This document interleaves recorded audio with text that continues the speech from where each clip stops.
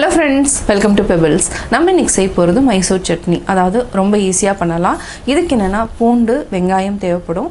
இத வந்து நல்லா ஃப்ரை பண்ணிட்டு ஸ்பெஷல் என்னன்னா எள்ளு வந்து நம்ம 2 டேபிள்ஸ்பூன் ஜஸ்ட் ஃப்ரை பண்ணிட்டு வெங்காயம் பூண்டையும் ஆட் பண்ணிக்கணும். அதுக்கு அப்புறம் நம்ம தனியா ஆற வெச்சிட்டு இது கூட பொட்டுக்கடலை தேங்காய் ஆட் பண்ணி செய்ய போறோம். இது வந்து என்னன்னா தோசை வந்து நம்ம சுட்டதுக்கு அப்புறம் லைட்டா வந்து ஸ்ப்ரெட் பண்ணிட்டு சாப்பிட்டோம்னா ரொம்ப டேஸ்டா இருக்கும்.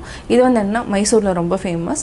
தேவையான பொருட்கள் 8 வரமிளகாய் எடுத்துக்கிறோம். இது வந்து தண்ணியில சோக் பண்ணிக்கிறோம். அதே மாதிரி நெல்லிக்காய் அளவுக்கு புளி எடுத்துக்கிறோம். இதையும் தண்ணியில சோக் பண்ணிக்கிறோம். அதாவது மினிமம் ஒரு 30 மினிட்ஸ் அளவுக்கு நம்ம சோக் பண்ணணும். இதுக்கு என்னன்னா 2 பெரிய வெங்காயம் எடுத்துக்கிறேன். பூண்டு வந்து ஒரு 20 பல் எடுத்துக்கலாம். அதாவது கம்மியாவே ஆட் பண்ணிக்கலாம். 7 பல் இருந்தாலே போதும். நான் வந்து வெங்காயம் அதிகமாக ஆட் பண்றதுனால பூண்டு ஜாஸ்தி ஆட் பண்ணிக்கிறேன். கருவேப்பிலை ஆட் பண்ணிக்கலாம். ஒரு 5 டேபிள் ஸ்பூன் அளவுக்கு துருவின தேங்காய், 2 டேபிள் ஸ்பூன் வெள்ளை எள்ளு எடுத்துக்கலாம். இதுக்கு 2 டேபிள் ஸ்பூன் பொட்டுக்கடலை. இப்போ எப்படி செய்யறதுன்னு பார்க்கலாம். ஃபர்ஸ்ட் வந்து நம்ம எண்ணெய் விட்டுக்கலாம். கடாயில் 2 டேபிள் ஸ்பூன் எண்ணெய் விட்டுக்கலாம். எண்ணெய் விட்டுட்டு எள்ளு வந்து நம்ம ஆட் பண்ணிக்கலாம். எள்ளு நம்ம வறுத்ததுக்கப்புறம் வெங்காயம், பூண்டு, கருவேப்பிலை 3ஐயும் ஆட் பண்ணிக்கலாம். இது வந்து நல்லா வதக்கிக்கலாம். 1 நிமிஷம் வரைக்கும் நல்லா வதக்கணும். இதுக்கு இன்னும் கொஞ்சமாக நம்ம எண்ணெய் விட்டுக்கலாம். பத்தில் வெங்காயம், பூண்டு, எள்ளு இந்த 3மே நல்லா வதக்கியாச்சு. இப்போ ஆஃப் பண்ணிக்கலாம். இதை வந்து ஆற வச்சுக்கலாம். ஃபஸ்ட்டு ஆற வச்சுட்டு ஊற வச்சிருக்கிற புளி, வரமிளகாய், பொட்டுக்கடலை, தேங்காய் நம்ம அப்படியே போட்டு அரைச்சிக்கலாம். இதுக்கு தக்காளி தேவையில்லை. நம்ம அரைச்சிக்கலாம். இந்த எள்ளினோட டேஸ்ட் வந்து ரொம்ப வித்தியாசமாக இருக்கும். இது கூட நம்ம புளி ஆட் பண்ணிக்கலாம். தண்ணியில் ஊற வச்சுருக்கிறோம்.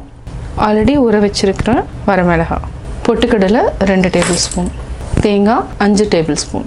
நம்ம இதுக்கு தேவையான அளவு உப்பு ஆட் பண்ணிக்கலாம். இப்போ அரைச்சி எடுத்துகிட்டு வந்துடலாம். நம்ம சட்னி அரைச்சிட்டோம். நம்ம வேறு பவுலுக்கு மாற்றிக்கலாம். சுவையான மைசூர் சட்னி ரெடி. தோசைக்கல் காஞ்சிடுச்சு. இது இல்லைன்னா நம்ம வந்து இண்டோலியம் தவா எது இருந்தாலும் ஓகே. இப்போ நம்ம ஒரு கரண்டி மாவு விட்டுக்கலாம்.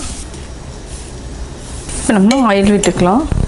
ஃபஸ்ட்டு வந்து இது எப்படியே ப்ரெஸ் பண்ணி விட்டிங்கன்னா எல்லாமே வெந்துடும். மாவு எல்லாமே நல்லா வெந்துடும்.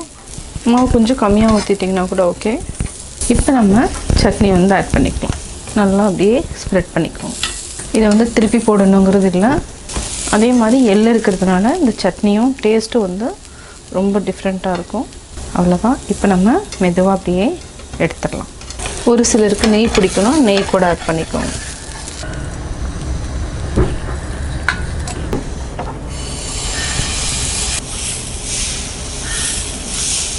நல்லெண்ணெய் விட்டுக்கலாம். இந்த மாவை மட்டும் நீங்கள் ஜஸ்ட் அப்படியே உள்ளே கொண்டு வந்துடுங்க. ஈவனாக இருக்கும். இப்போ என்னென்னா மீடியம் ஃப்ளேமுக்கு மாற்றிக்கலாம். நல்லா வந்து ரோஸ்ட் மாதிரி ஆனதுக்கப்புறம் நம்ம சட்னி ஆட் பண்ணிக்கலாம். இதுக்கு நீங்கள் சட்னி வந்து இதே போதும், எதுவுமே வச்சு சாப்பிட வேண்டியதில்லை. ஏன்னா ஆல்ரெடி நம்ம ஆட் பண்ணிடுறதுனால இப்படி ஈவனாக ஸ்ப்ரெட் பண்ணிக்கலாம். நல்லா வெந்துடும். இப்போ நம்ம எடுத்துக்கலாம். கேஸ் ஆஃப் பண்ணிக்கலாம்.